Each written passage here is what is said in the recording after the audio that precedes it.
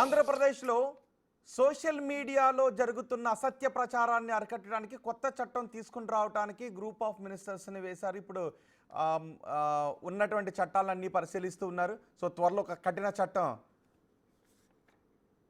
రాబోతూ ఉంది. దాని గురించి కూడా మనం మాట్లాడదాం. నాగేశ్వర్ గారు, ఆంధ్రప్రదేశ్లో ఇప్పుడు ఒక కొత్త చట్టాన్ని తీసుకుని రావాలని అనుకుంటున్నారు. సోషల్ మీడియాలో విపరీతమైన అసత్య ప్రచారాన్ని జరుగుతుంది, దాన్ని అడ్డుకోవాల్సిన అవసరం ఉంది అని గ్రూప్ ఆఫ్ మినిస్టర్స్ని కూడా వేశారు. అయితే ప్రతిపక్షాలు అంటూ ఉన్నాయి, ఇది భావ ప్రకటన స్వేచ్ఛను అడ్డుకోవడానికి ప్రభుత్వాలు దీన్ని ఉపయోగించుకుంటూ ఉంటాయి, ప్రభుత్వాలకు అనుకూలంగా మార్చుకుంటాయి అనే చర్చ జరుగుతోంది. సో ఇలాంటి సమయంలో కఠినమైన చట్టాలు రావాల్సిన అవసరం ఉందా? సోషల్ మీడియాలో వ్యాప్తి చెందుతున్న భారతదేశ రాజ్యాంగంలో స్పష్టంగా ఉంది, ప్రతి ఒక్కరికి భావ ప్రకటన స్వేచ్ఛ ఉంది. ఆర్టికల్ 19(1)A ప్రకారము ప్రతి ఒక్కరికి తమ భావాలను వ్యక్తీకరించేటువంటి స్వేచ్ఛ ఉంది. సో దాన్ని ఫ్రీడమ్ ఆఫ్ ఎక్స్ప్రెషన్ అంటారు. ఇండియన్ కాన్స్టిట్యూషన్ ప్రకారము ఏ ఫండమెంటల్ రైట్ కూడా అబ్సల్యూట్ కాదు. సహేతుక ఆంక్షలు అంటే రీజనబుల్ రెస్ట్రిక్షన్స్ ఉంటాయి. సో ఈ సహేతుక ఆంక్షల్లో క్లియర్గా మొరాలిటీ ఇలాంటివన్నీ ఉన్నాయి, పబ్లిక్ ఆర్డర్. సో అందువల్ల ఇప్పుడు ఏమి అబ్సల్యూట్ ఫ్రీడమ్, విశృంఖల స్వేచ్ఛ, అమెరికాలో తుపాకులు పట్టుకునే స్వేచ్ఛ లాంటిది ఉన్నదని కాదు కదా. కానీ సమస్య ఎక్కడ వస్తుంది అంటే ఈ స్వేచ్ఛను విశృంఖలంగా వాడుకుంటున్న మాట నిజం. ప్రభుత్వాలు వీటిని నియంత్రించమంటే తమను ప్రశ్నించేటువంటి సోషల్ మీడియా పోస్టులు నియంత్రిస్తారు. తమ వారు చేసే సోషల్ మీడియా పోస్టులు మనం నియంత్రిస్తారా? ఇప్పుడు ఏ పార్టీ అయినా, ఏ ప్రభుత్వమైనా, తెలుగుదేశం ప్రభుత్వానికి కూడా సూటి ప్రశ్న ఏంటంటే, తెలుగుదేశం సోషల్ మీడియా ఈ రకమైన సోషల్ మీడియా ప్రచారానికి దూరంగా ఉందా? గుణమే చేసుకొని చెప్పమనండి. అబ్సల్యూట్లీ మేము మాత్రం చాలా హానెస్ట్గా ఇష్యూస్ మాత్రమే మాట్లాడుతున్నాం, ఎవరిని ఏమీ అనడం లేదు, బూతులు వాడడం లేదు, ఫేక్ ప్రాపగండా వాడడం లేదు అని ఏ పార్టీ చెప్పగలుగుతుంది చెప్పండి? సో అందువల్ల ఇప్పుడు సోషల్ మీడియా ప్రచారాన్ని ప్రభుత్వము నియంత్రించే పని చేస్తే ఈ గందరగోళానికి, ఈ దుర్మార్గానికి రాజకీయ పార్టీలన్నీ బాధ్యులే కదా. ఇందులో అధికారంలో ఉన్నా లేకపోయినా ప్రతి పార్టీ చేసే పని తమను ప్రశ్నించే ప్రతి ఒక్కరిని తీవ్రంగా తిట్టడము, వారిని అమ్ముడుపోయారని చెప్పి ముద్రలేయడము, అవసరమైతే వాళ్ళ బూతులతో అటాక్ చేయడము, ఇది అన్ని పార్టీలు చేస్తున్నాయి. తెలుగుదేశం కూడా అతీతం కాదు కదా. ఇప్పుడు అందువల్ల ప్రభుత్వము, గ్రూప్ ఆఫ్ మినిస్టర్ చెప్పాల్సింది, మా వాళ్ళైనా మేము నియంత్రిస్తాం అని ధైర్యంగా చెప్పడమే కాదు, చేసి చూపెట్టాలి. మీకు అది ఎక్కడ ఒక్కరిని ఎవరినో అరెస్ట్ చేశారు, తర్వాత ఏమైందో కూడా తెలియదు. సో అందువల్ల ఇందులో పార్టీలన్నీ కూడా ఈ ప్రాపగండా, సోషల్ మీడియా ఎనేబుల్ ప్రాపగండాలో పోటీ పడుతున్నాయి. ఇందులో ఒక పార్టీ ఎక్కువ, ఒక పార్టీ తక్కువ అని మనం మెజర్మెంట్ ఇచ్చి కొలవలేం. కానీ ఇందులో ఎవరు మాత్రం పూర్తిగా రెస్పాన్సిబుల్గా ఉంటున్నారని అనుకో.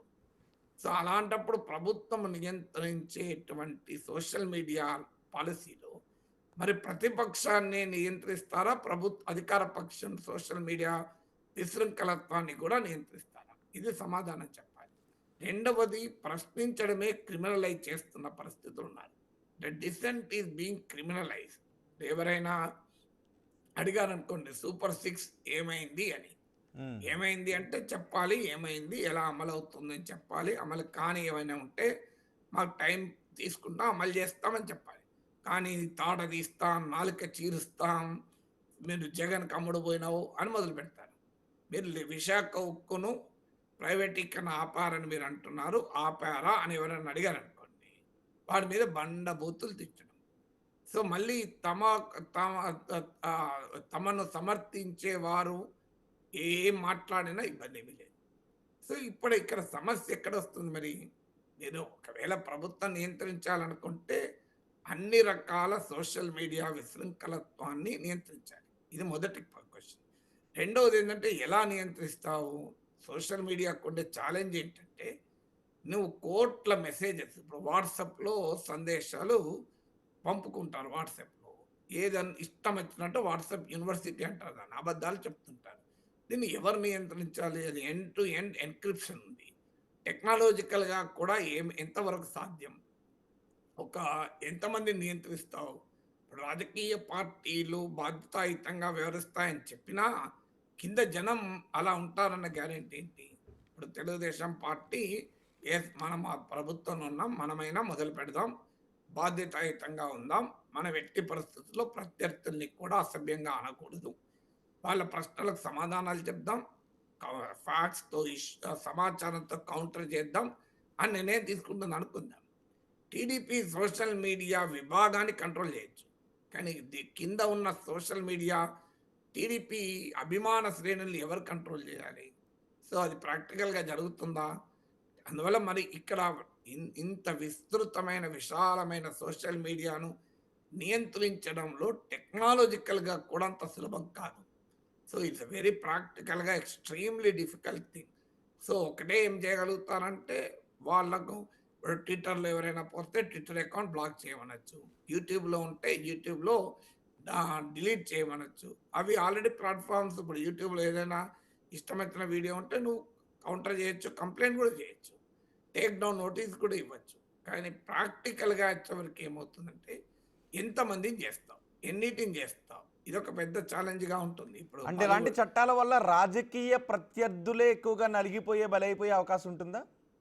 అంటే ఇవాళ రాజకీయ పార్టీల సభ అని చూస్తే ఆ పాసిబిలిటీ రాజకీయ ప్రత్యర్థులు నలిగిపోయిన ఇబ్బంది ఏమి లేదు. ఎందుకంటే వాళ్ళు కూడా వీళ్ళని అలాగే నలిపేశారు గనక. కానీ హ్మ్. సమస్య ఏందంటే ఇండిపెండెంట్ జర్నలిస్ట్‌ల పైన, ఇండిపెండెంట్ విశ్లేషకుల పైన అందరినీ కూడా ఒకే గాట. మమ్మల్ని ప్రశ్నిస్తే మిమ్మల్ని ఇప్పుడు తెలుగుదేశం శైలి ఎలా ఉంది?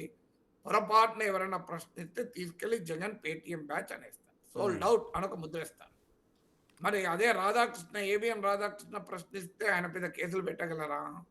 ఇప్పుడు బహుశా తెలుగుదేశాన్ని ఘాటుగా విమర్శిస్తున్న వారిలో ఏబిఎన్ రాధాకృష్ణ ముందు వరుసలో ఉంటారు.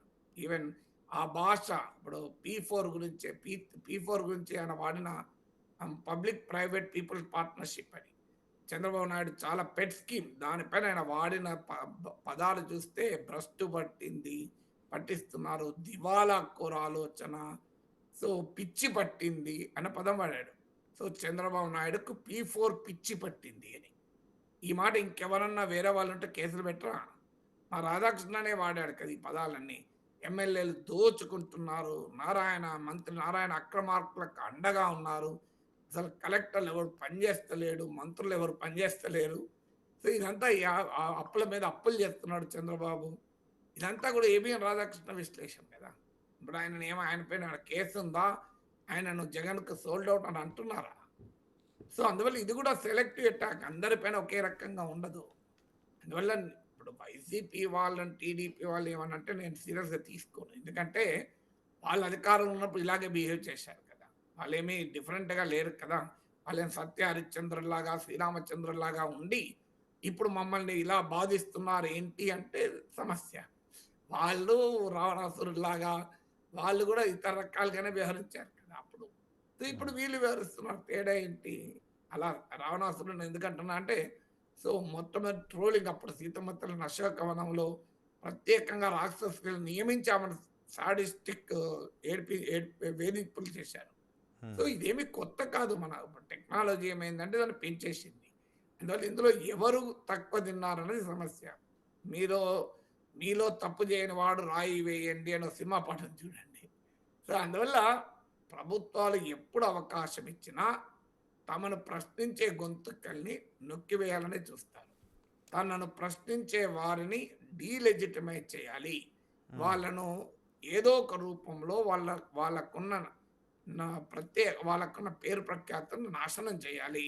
వాళ్ళని కూడా ప్రత్యర్థుల ఖాతాలో వేసి కొట్టాలి అని చూస్తారు. హ్మ్. రాధాకృష్ణ విషయంలో ఏమీ చేయలేని పరిస్థితి. తెలుగుదేశం శ్రేణులు బాధపడుతున్నది కూడా అదే. హ్మ్. ఇప్పుడు నాగేశ్వరరావు అంటోనైతే జగన్‌కి అమ్ముడు పోయాడు అనొచ్చు. రాధాకృష్ణని ఏమందాం? అని చెప్పి ఏమీ అనలేక ఇబ్బంది పడుతున్నాను. మింగలేక, కక్కలేక. ఎందుకంటే ఆంధ్రజ్యోతిలో పతాక శీర్షికలొస్తున్నాయి. అమరావతి రైతులది రంగులక్కలే. నారాయణ అక్రమార్కులకు అండ. ఇవన్నీ పతాక శీర్షికలు. Page 1 stories. సో, దీంతో ఏం చేయాలో అర్థం కాని పరిస్థితి ఉంది. కానీ ఎవరైనా స్వతంత్రంగా ఆలోచించి ప్రభుత్వాన్ని ప్రశ్నిస్తారు కదా! ప్రతిపక్షాన్ని ఎవడు ప్రశ్నించడు కదా! ప్రభుత్వాన్ని ప్రశ్నిస్తే నువ్వు వెంటనే అమ్ముడుపోయావు అని చెప్పి ముద్ర వేసి అటాక్ చేస్తున్నారు. హ్మ్. అక్కడితో ఓకే. కానీ నీచమైన భాషలో కూడా వాడుతున్నారు, బెదిరింపులకు దిగుతున్నారు. సో, ఉమ్. ఇది అధికారంలో వైసీపీ ఉన్నప్పుడు ఇదే పని చేసింది. టీడీపీ ఉన్నప్పుడు ఇదే పని చేస్తోంది. మరి దీనికి సొల్యూషన్ ఎక్కడ? అంటే ఒకవేళ వచ్చే చట్టంలో అలా తిట్టే వాళ్ళపై కూడా ఏదైనా కేసులుండే సెక్షన్స్ ఉంటాయని ఆశించవచ్చా? కే సెక్షన్ కొత్తగా సెక్షన్ ఉండేదేమున్నది. ఆల్రెడీ చర్యలు తీసుకుంటున్నారు కదా! ఉన్న చట్టాలను సో, ఇంప్లిమెంట్ చేస్తే ఆల్రెడీ సరిపోతుందనంటారు. తమకు వ్యతిరేకంగా వస్తే కేసులు పెడుతున్నారు. ఓకే. తమకు అనుకూలంగా తమ వాళ్ళే చేస్తే వదిలేస్తున్నారు. రైట్. సో, ఇది ఆల్రెడీ జరుగుతున్న తతంగం. ఇప్పుడు మనం ఏమి ఊహాగానాలు చేయకూడదు. ఉమ్. సో, ఒక ప్రపంచవ్యాప్త గ్లోబల్ బెస్ట్ ప్రాక్టీసెస్ ఏంటి? దేశంలో ఉన్న చట్టాలేంటి? వీటన్నిటిని పరిశీలించి ఒక రిపోర్ట్ ఇస్తారన్నారు. ఉమ్. ఆ రిపోర్ట్ ఇచ్చాక చూద్దాం. కరెక్ట్. కానీ సుప్రీం కోర్ట్ చాలా సార్లు తీర్పులు చెప్పింది. సోషల్ మీడియా పైన బ్లాంకెట్‌గా నియంత్రించాలి అంటే భారత రాజ్యాంగం అంగీకరించదు. కానీ సోషల్ మీడియాలో దుర్మార్గం మాత్రం ఉన్నమాట నిజం. ఉమ్. విశృంఖలత్వం ఉన్నమాట నిజం. అరాచకత్వం రాజ్యమేలుతున్న మాట నిజం. కరెక్ట్. వీటిని నియంత్రించాల్సిన అవసరమైతుంది. కానీ ఎవరు నియంత్రించాలి అనేది సమస్య. ఇప్పుడు న్యాయ నిర్ణేత ఎంపైర్ ఎవరుండాలి? ఈ ప్లేయరో, ఆ ప్లేయరో కానివాడు ఉండాలి. ఉమ్. ఇప్పుడు ఇండియా, పాకిస్తాన్ మ్యాచ్ జరుగుతుందనుకోండి. ఇండియన్ టీమ్ నుంచో, పాకిస్తాన్ టీమ్ నుంచో ఎంపైర్ ఉండరు. ఎంపైరు ఐసీసీ నుంచి ఉంటారు. న్యూట్రల్ సోర్స్ నుంచి ఉంటుంది. ఇప్పుడు సమస్య ఏంటంటే ప్రభుత్వం ఎంపైర్‌గా ఉండగలదా? ప్రభుత్వం జడ్జిగా ఉండగలదా? ఎందుకంటే ప్రభుత్వం కూడా అక్యూజ్డే. ఉమ్. ప్రభుత్వం అంటే అధికార పార్టీ. Um. So, accused can never be the judge కదా! Correct. When you are a player you can't be an umpire. అది సమస్య. ఉమ్. ఇప్పుడు ప్లేయర్స్ టీడీపీ లేకపోతే వైసీపీ ఒక్కటే ఈ పని చేసి టీడీపీ వారు బాధ్యతాయుతంగానే ఉంటే యెస్, నువ్వు చట్టం ప్రభుత్వం తెస్తే okay. When TDP is also a player in the game కదా! Correct. ఎక్కువ తక్కువ అని ఎవరు కొలవాలి? Okay. So, everybody is a player. మరి accused can never be a judge. అవును. If you are part of the team you can't be an umpire కదా! Um. సమస్య ఎక్కడ వస్తుంది కదా! రైట్ అండి, మరి చూద్దాం. గ్రూప్ ఆఫ్ మినిస్టర్స్ దేశంలో ఉన్న చట్టాలను పరిశీలించిన తర్వాత ఎటువంటి రిపోర్ట్ ఇస్తారు, ఆ తర్వాత ఎటువంటి చట్టం వస్తుంది, ఆ చట్టం నిజంగా సోషల్ మీడియాలో జరుగుతున్న అసత్య ప్రచారాలను అణచివేసే విధంగా ఉంటుందా, లేదంటే ప్రభుత్వాలను ప్రశ్నించే వారిపైన ఉక్కుపాదం మోపే విధంగా ఉంటుందా, ఆ చట్టం ఎలా ఉంటుందో చూద్దాం.